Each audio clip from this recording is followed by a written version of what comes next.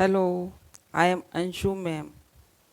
You are most welcome to English seated classes of our Matrix Career Academy. Today, I am going to teach you about morphology. Morphology, logy means science, study. Morphology is the branch of linguistics. Morphology linguistic की एक branch है. In morphology is the study of internal structures of the words. Means morphology is the science which tells us about the internal structure of the words. Means इससे हमें ये पता चलता है कि वर्ड्स कैसे बनते हैं, वर्ड्स के स्ट्रक्चर्स के बारे में बताता है. Morphology is the study how the words are modified. Morphology वो साइंस है जिससे ये पता चलता है कैसे हम वर्ड्स को मॉडिफाई करते हैं, या how the new words are formed, या कैसे नए वर्ड्स बनाए जाते हैं. जो एक एग्जिस्टिंग वर्ड है उसी से किस तरह से हम और नए नए वर्ड्स बना सकते हैं. Morphology is the grammar of the words. इस प्रकार से हम मॉर्फोलॉजी को कह सकते हैं कि मॉर्फोलॉजी क्या होती है, वर्ड की ग्रामर. जैसे सिंटैक्स होता है वो सेंटेंस की ग्रामर होती है. सिंटैक्स हमें बताता है कि सेंटेंस कैसे बनता है, कहाँ सब्जेक्ट आता है, कहाँ वर्ब, कहाँ ऑब्जेक्ट. और जो ये मॉर्फोलॉजी होती है ये वर्ड की ग्रामर होती है. इसको इस तरह से कह सकते हैं. The study of morphemes is called morphology. इसको हम कह सकते हैं कि मॉर्फोलॉजी जो है मॉर्फेम्स की स्टडी है. अभी मॉर्फेम्स क्या होते हैं?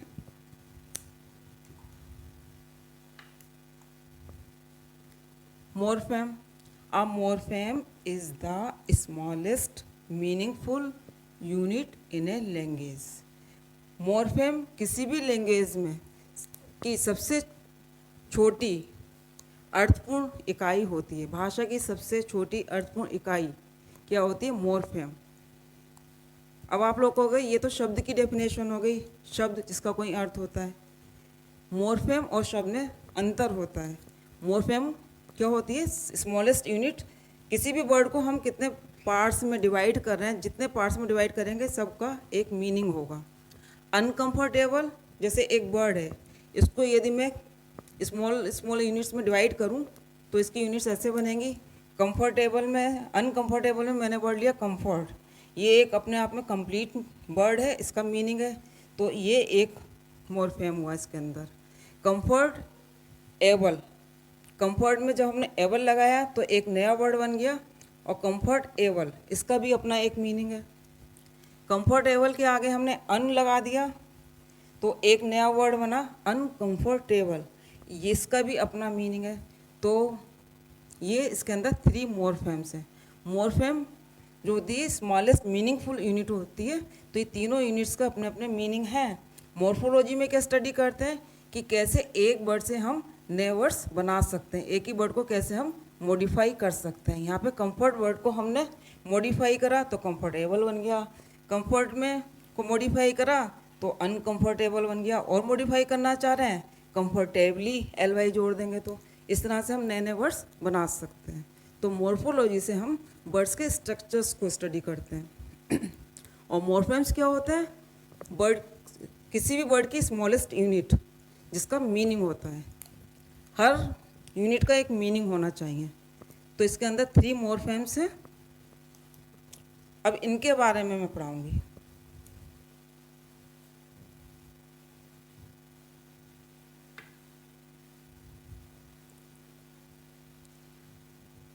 अब ये मॉर्फेम्स तो आपको समझ में आ गया होगा.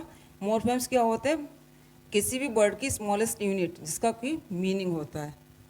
किसी भी लैंग्वेज की स्मॉलेस्ट यूनिट जिसका मीनिंग होता है. लैंग्वेज की स्मॉलेस्ट यूनिट कहना चाहिए. जैसे वर्ण है, किसी लैंग्वेज की सबसे छोटी ध्वनि या इकाई होती है लेकिन उसका कोई मीनिंग नहीं होता है. मॉर्फेम स्मॉलेस्ट यूनिट होती है लेकिन इसका एक मीनिंग होता है. अब ये जो मॉर्फेम्स होते हैं 2 टाइप्स के होते हैं. एक होता है फ्री मॉर्फेम और एक होते हैं बाउंड मॉर्फेम्स. जो फ्री होते हैं उनको रूट भी कहते हैं और जो बाउंड होते हैं उनको कहते हैं affixes. Free morphemes, free means स्वतंत्र. फ्री मॉर्फेम्स जो होते हैं किसी पे डिपेंड नहीं करते. They are complete to express their meaning. When a morpheme stands by itself it is a root.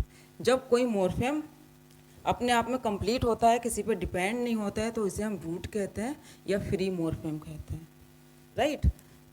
Bound या अफिक्सिस किसको कहते हैं? When a morpheme depends on another morpheme to express the meaning, it is a bound morpheme. Bound का मतलब बंधा हुआ, जो स्वतंत्र नहीं है, जो दूसरे पे डिपेंड है। तो जो मॉर्फेम बाउंड होते हैं वो अपने आप में कोई मीनिंग एक्सप्रेस नहीं कर पाते हैं। मीनिंग एक्सप्रेस करने के लिए उन्हें किसी रूट से फिक्स होना पड़ता है, बाउंड होना पड़ता है, बंधना पड़ता है, तब वो अपना मीनिंग देते हैं। तो रूट किसको कहते हैं? When a morpheme stands by itself, it is a root. जब वो स्वतंत्र होता है, अपना मीनिंग अपने आप में एक्सप्रेस कर सकता है, तो वो रूट होता है। और जब कोई मॉर्फेम डिपेंड होता है अपना मीनिंग एक्सप्रेस करने के लिए किसी दूसरे मॉर्फेम पे, तो वो बाउंड मॉर्फेम होता है। यदि रूट मॉर्फेम के साथ हम बाउंड मॉर्फेम को प्लस कर देते हैं, तो जो मॉर्फेम बनता है उसे स्टेम मॉर्फेम कहते हैं।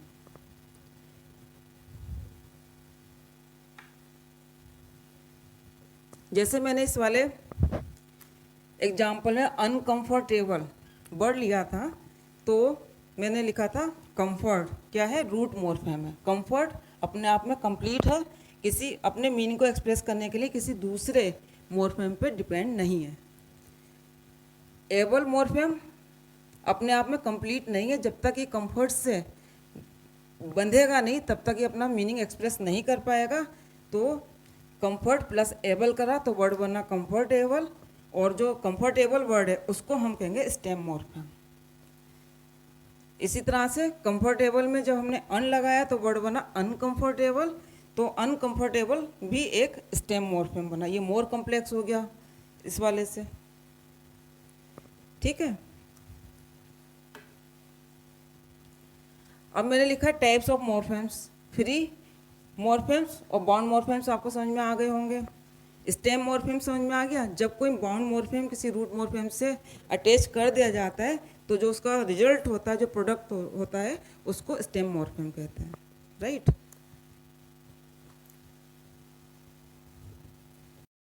Bound morphemes are of 3 types: prefix, infix and suffix. Prefix क्या होता है? हिंदी में इसको कहते हैं उपसर्ग। इनफिक्स हिंदी में नहीं होता है, सफिक्स प्रत्यय। तो प्रीफिक्स जो है रूट वर्ड के शुरू में जोड़ा जाता है। जैसे एग्जाम्पल में मैंने दिया था, कंफर्टेबल के आगे अन लगाया तो अन इज प्रीफिक्स। लेकिन ये जो प्रीफिक्स है अपने आप में कंप्लीट नहीं होता है, ये रूट के साथ ही एबल होता है कि कुछ मीनिंग एक्सप्रेस करे। सफिक्स रूट वर्ड के लास्ट में जो जुड़ते हैं उन्हें सफिक्स कहते हैं। जैसे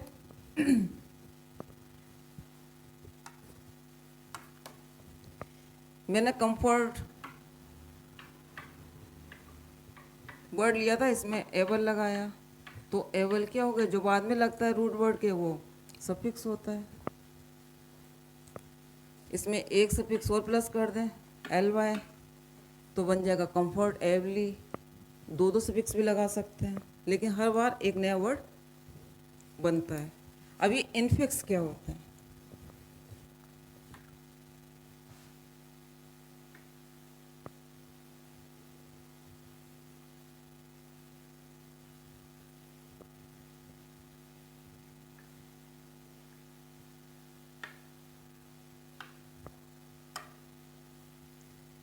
Infix are attached in the middle of the root. Just we say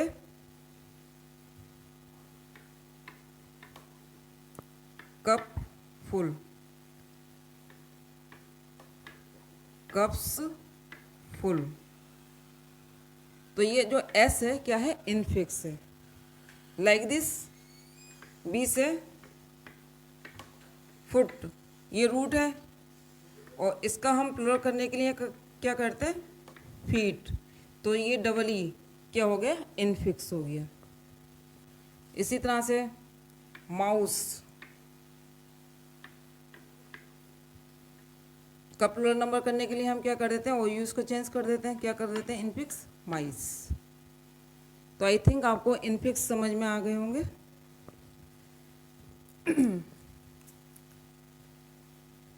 bound morphemes are of three types: prefix, infix and suffix. There is one more classification of bound morphemes: derivational morphemes and inflectional morphemes. अब ये क्या होते हैं derivational morphemes? Derivational morphemes when combined with a root change the meaning और the part of the speech of that word. Means यदि कोई bound morpheme हम किसी रूट में लगाते हैं तो यदि वो रूट वर्ड का मीनिंग चेंज कर देता है या उसका पार्ट ऑफ स्पीच चेंज कर देता है तो उस बाउंड या मॉर्फेम को हम क्या कहेंगे, derivational morpheme. Inflectional morpheme, inflectional morpheme do not change the meaning और part of speech of that word. यदि कोई मॉर्फेम बाउंड मॉर्फेम इन्फ्लेक्शन है तो और हमने रूट वर्ड में लगाया है, वो उसका मीनिंग चेंज नहीं कर रहा है या पार्ट ऑफ स्पीच चेंज नहीं कर रहा है तो वो इन्फ्लेक्शनल मॉर्फेम होगा। Example derivational morphemes. Word system, इसमें हमने लगाया एटिक सफिक्स, वर्ड बन गया सिस्टम से सिस्टमेटिक। सिस्टम कौन सा पार्ट ऑफ स्पीच है, noun. System is the name of something, so system is the noun. We find systematic, atic plus करने से, तो this word is the part of speech adjective. Systematic कैसा, systematic, this is adjective. तो यहाँ पर system noun था, क्या बन गया, adjective. And meaning has also changed, system and systematic. Second example, child में हमने सफिक्स लगाया ISH, वर्ड बन गया childish. Child is the noun and childish is the adjective. यहाँ पर क्या हुआ, पार्ट ऑफ स्पीच चेंज हो गया और मीनिंग तो चेंज हुआ ही है। तो जो डेरिवेशनल मॉर्फेम्स होते हैं वो जो रूट वर्ड होता है उसका पार्ट ऑफ स्पीच चेंज करते हैं, साथ में उसका मीनिंग भी चेंज कर देते हैं। Example, inflectional morpheme, book is the noun, इसको हमने प्लूरल नंबर करने के लिए एस लगाया, बुक का हो गया बुक्स। तो इसका पार्ट ऑफ स्पीच चेंज नहीं हुआ, book is the noun, books is also the noun, केवल इसके नंबर में चेंज हुआ। मीनिंग जो बुक का है वही बुक्स का मीनिंग है, नो चेंज, सिंगुलर प्लूरल का अंतर आया। पुअर इट्स एडजेक्टिव, इसमें ER लगाया, पुअरर, डिग्री में चेंज हुआ लेकिन जो मीनिंग था वही रहा, एडजेक्टिव था तो एडजेक्टिव ही रहा। प्ले वर्ब है, इसमें ED लगाया, प्लेड बन गया, ये भी वर्ब, मीनिंग प्ले का और प्लेड का एक ही मीनिंग है, there is no change. Here is the no change in the meaning और in the part of speech of the root. So these are the examples of inflectional morpheme. CTET वास्तव में एक ऐसा exam है जो आपको वास्तव में एक परफेक्ट टीचर बनाने की कोशिश करता है। इसमें जितने भी टॉपिक हैं वो आप केवल इसलिए नहीं पढ़ेंगे कि आप को आ गए और आप एग्जाम में क्वेश्चंस करिए और पास हो गए, आपको सर्टिफिकेट मिल गया। वास्तव में इन चीज़ों को आपको सीखनी चाहिए और ये जो जितने भी टॉपिक हैं वो इसलिए रखे गए हैं कि टीचिंग लर्निंग प्रोसेस जो है वो ईजी हो जाए, टीचर्स को बच्चों को सिखाना ईजी हो जाए, बच्चों को सीखना ईजी हो जाए। यदि मॉर्फोलॉजी टॉपिक रखा गया है तो टीचर्स को इसको बहुत अच्छी तरह से सीखना चाहिए है क्या, मॉर्फोलॉजी से ही बच्चों को पढ़ाना चाहिए, बच्चों को वर्ड के स्ट्रक्चर्स पढ़ाने चाहिए। अब जैसे इतनी लंबी स्पेलिंग है अनसिस्टमेटिकली, तो एक छोटे बच्चे के लिए बड़ा मुश्किल है इस स्पेलिंग को याद करना, बार बार वो गलतियाँ करेगा, ना इस वर्ड को समझ पाएगा। तो इस वर्ड को यदि मॉर्फोलॉजी के थ्रू पढ़ाया जाता है, मॉर्फेम्स के थ्रू पढ़ाया जाता है तो बहुत आसानी से इसको वो समझ सकेगा। अब इसमें से यदि टीचर्स पढ़ाते हैं कि इसमें जो है मेन वर्ड किसकी बात हो रही है, सिस्टम की बात हो रही है ना, तो पहला रूट निकाल दिया सिस्टम, सिस्टम में एटिक जोड़ा तो सिस्टमेटिक वर्ड बन गया, बच्चा याद कर लेगा आराम से। सिस्टमेटिक में यदि अन प्लस कर दिया तो अनसिस्टमेटिक वर्ड बन गया। अनसिस्टमेटिक तक की स्पेलिंग याद होगी, इसमें अल लगा दो तो अनसिस्टमेटिकल एक नया वर्ड बन गया। अनसिस्टमेटिकल में LY लगा दिया तो फिर एक नया वर्ड बन गया अनसिस्टमेटिकली। अब इन वर्ड्स के थ्रू एक तो स्पेलिंग्स याद कराना इजी हो गया, उनके मीनिंग्स याद कराना इजी हो जाएगा, पार्ट्स ऑफ स्पीच याद कराना मुश्किल हो जाएगा और बच्चा बिल्कुल राइट स्पेलिंग याद कर लेगा, कहीं से कहीं तक उसकी गड़बड़ होगी ही नहीं। तो आपको इजी हो जाएगा।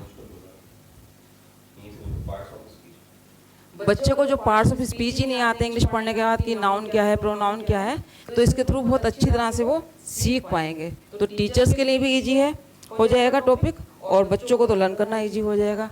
पूरी स्पेलिंग आराम से याद हो जाएगी, मीनिंग याद हो जाएगा और उसे समझ में आ जाएगा कि कैसे सिस्टम वर्ड को ही हम कैसे मॉडिफाई कर करके कितने वर्ड्स बना सकते हैं, और खेल खेल में वो बहुत सारे वर्ड्स बनाना सीख जाएगा। इसलिए मॉर्फोलॉजी यदि आज मैंने पढ़ाया है तो आप केवल इसलिए नहीं पढ़ेंगे कि एग्जाम में आपके क्वेश्चन सही हो जाए। एक परफेक्ट टीचर बनना है तो चीज़ को आप सीख के जाएंगे क्लासेस में बच्चों को पढ़ाने से पहले कि मुझे वर्ड्स के स्ट्रक्चर्स पढ़ाने हैं। ओके, आई थिंक आज का जो भी टॉपिक था मेरा वो आपको समझ में आ गया होगा। यदि कहीं पर कोई कन्फ्यूज़न हुआ हो या कोई चीज़ समझ में नहीं आई हो तो आप कमेंट बॉक्स में कमेंट करके मुझसे पूछ सकते हैं, मैं उसका रिस्पॉन्स दूंगी। और इस वीडियो को यदि आप ध्यान से पढ़ेंगे और जो कुछ भी मैंने लिखा है उसको ही पढ़ेंगे तो भी काफ़ी कुछ समझ में आ जाएगा। और यदि आपको ये मेरी वीडियो अच्छी लगी हो तो लाइक और शेयर ज़रूर कीजिएगा, क्योंकि आपका लाइक और शेयर हमें बूस्ट करता है और नेक्स्ट वीडियो आपके सामने लाने के लिए एनकरेज करता है। Thank you.